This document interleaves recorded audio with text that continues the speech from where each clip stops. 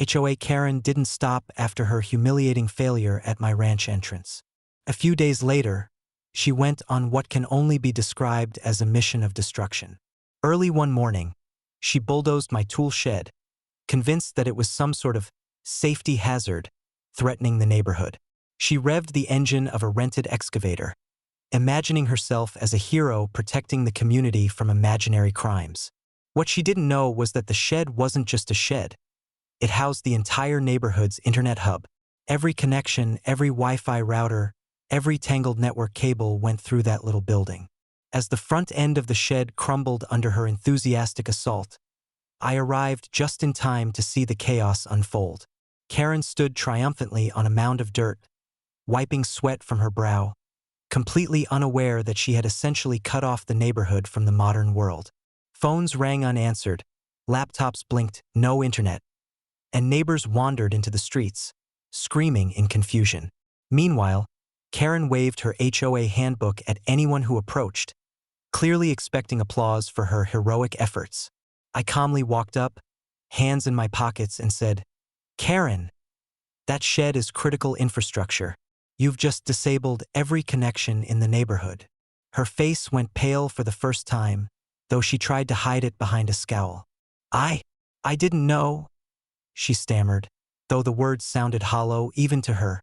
By the time the technicians I had on call arrived, the shed had been partially destroyed but not irreparably.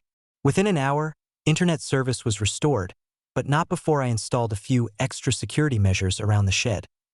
Reinforced doors, motion sensors, and a mild electric fence, for added security, of course. Karen had inadvertently made the shed stronger than ever. The neighborhood quickly realized the truth. I didn't just own the land. I controlled critical infrastructure. Karen's safety hazard argument had been a catastrophic miscalculation. Parents shouted at their kids to stay away from the streets. Teenagers frantically tried to finish homework offline, and HOA Karen, still standing in the dirt, looked utterly defeated. She had gone from self-proclaimed hero to public embarrassment in less than 10 minutes. I couldn't resist adding a little humor. I called the neighborhood together and announced, "For security reasons, the shed is now officially off-limits to anyone without my express permission. Violation will result in..." Staring at a very judgmental bull for 5 minutes. The crowd laughed. Karen tried to protest, but everyone ignored her. Her HOA power was meaningless here. I literally controlled the network that kept their devices alive. Later that evening, I watched from the porch as Karen drove off in a cloud of dust, muttering incoherently to herself. My cows ambled lazily around the perimeter, seemingly unimpressed by her antics. The shed, reinforced and humming with electricity, stood like a fortress. I poured a glass of iced tea and thought to myself, one more minor inconvenience for Karen, one more victory for the ranch.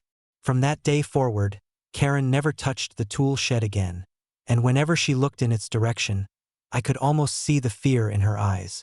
Not because of me exactly, but because she now understood, you can't bulldoze your way into authority when you're trespassing on someone else's land, especially when that land powers the entire neighborhood.